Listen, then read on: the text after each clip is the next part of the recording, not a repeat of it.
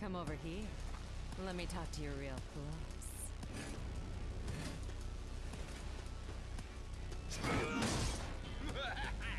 Round one. Fight. Yo guys, what's going on? It's Catman227 here, and I'm back with another top 5 Tekken video. And today we're going over my picks for the top 5 most underestimated characters in Tekken 7. I have some really good ones this time. I don't think you guys are going to be expecting some of the ones that are going to be on this list.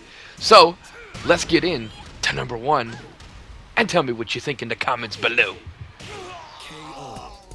You win. Such a rush.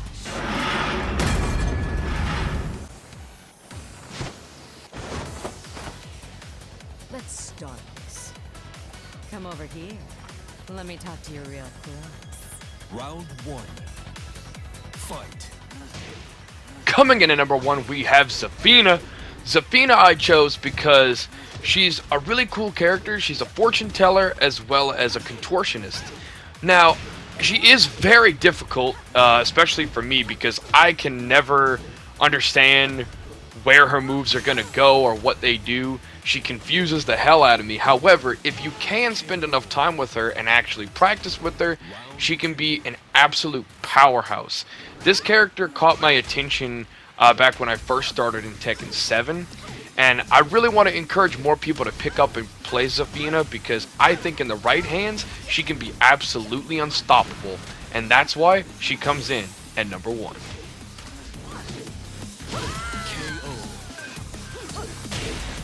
You win. This is your fate.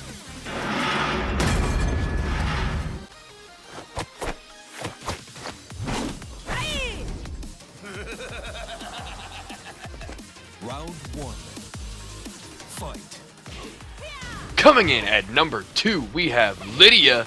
So Lydia is actually my main in Tekken 7, although I do believe Tekken 7 was her first and only appearance. I'm really hoping she makes a return in Tekken 8, because I think they could really improve upon her, and I think she'd be a really good fit for like a DLC character, so I really hope they add her back. But she uses karate, that's her martial arts style, and I feel like hers is much more superior to Jin's.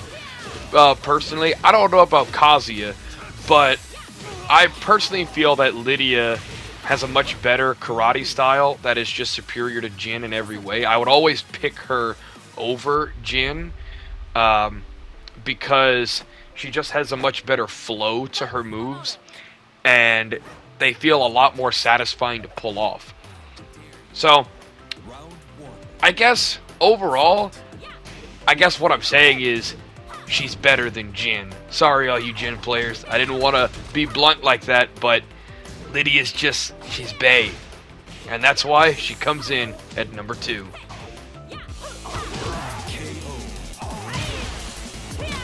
You win.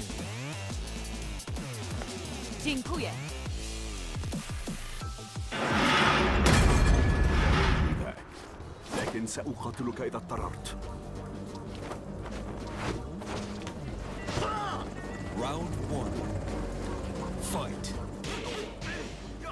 Okay, I wish I could say this is a joke, but no, it's not. Shaheen is on another top 5 list. God, I don't know how this keeps happening. He's just a really good character that no one gives credit to at all. People like to stick with what they know, and since his first appearance was in Tekken 7 and then second appearance in Tekken 8, it's kind of like a lot of people never picked him up and started playing him because they would rather, you know, play a character that's been in the series for a lot longer, and they would rather stick to what they know. So only people that started with Tekken 7 and then switched over to 8 are actually going to play Shaheen and actually learn how he works. I mean, he really is, though, the king of close-range combat, and I wish more people could see that and actually learn him and give him a chance, because if you can learn all of his moves and 10 hits and can openers and stuff like that, he's basically unstoppable at close range. The only thing that he struggles with is long range. So like Harang might be able to give you a run for your money, and he might kick your ass a lot.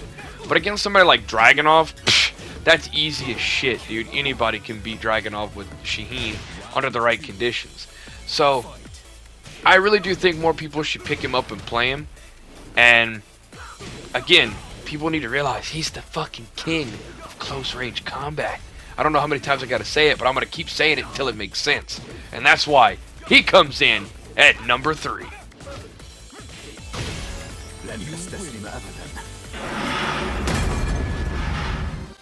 Non farmi perdere tempo.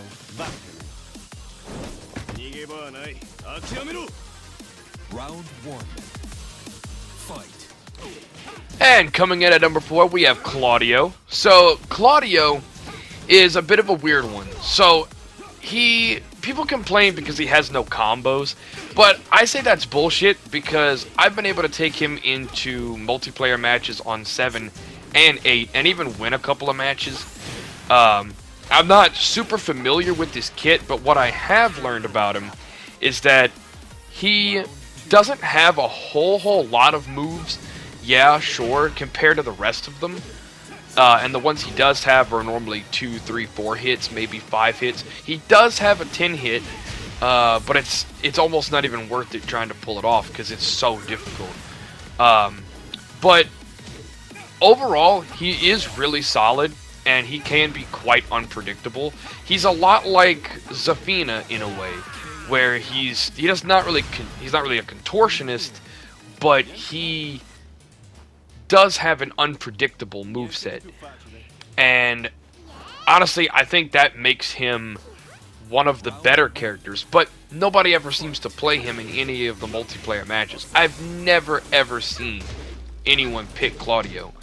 But I feel like if people picked him up more, gave him a chance and played with him, I guarantee you he'd probably be really good. It's just he's so difficult to learn, people, again, don't want to go outside of their comfort zone. So, but overall, I think he's really solid, and I think more people should try to pick him up and play him. And that's why he comes in at number 4.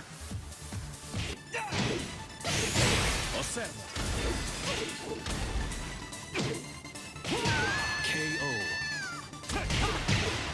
You win. Niente male.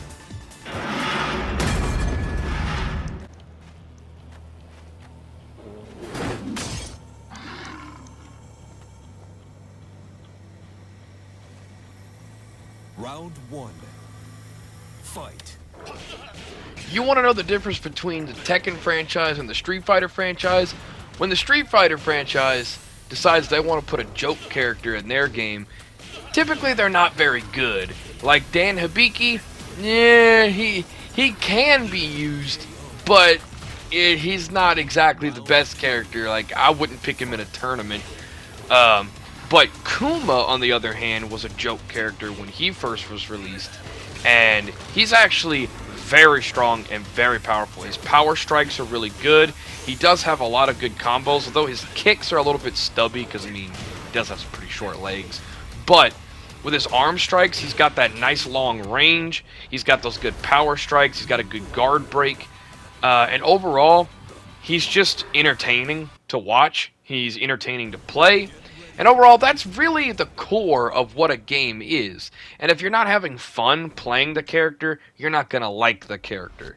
But with Kuma, I feel like more people really should be using him more. I use him quite a lot, and I think he's really good. You can do, I think you can get like an uppercut move that gives you like extra air time. Like not you, but like the enemy. You launch the enemy higher up in the air, which can give you more time to prepare to get him into a juggle, and then maybe hit him with a 5 hit, possibly even an 8 hit. And Kuma is just, he's one of the more better characters out there. I feel like more people, should they have given him a try and actually learn him and learn his combos, he's quite powerful and could probably take you a pretty far way in ranked, because a lot of people don't really expect you to play Kuma. Same thing with Claudio. Since nobody uses either one in multiplayer matches, they don't really know how to properly fight one who's actually really good at it. So if you can get good at Claudio and Kuma, well, people aren't going to be used to that. And you're going to win a lot of matches just because they haven't practiced fighting against those characters.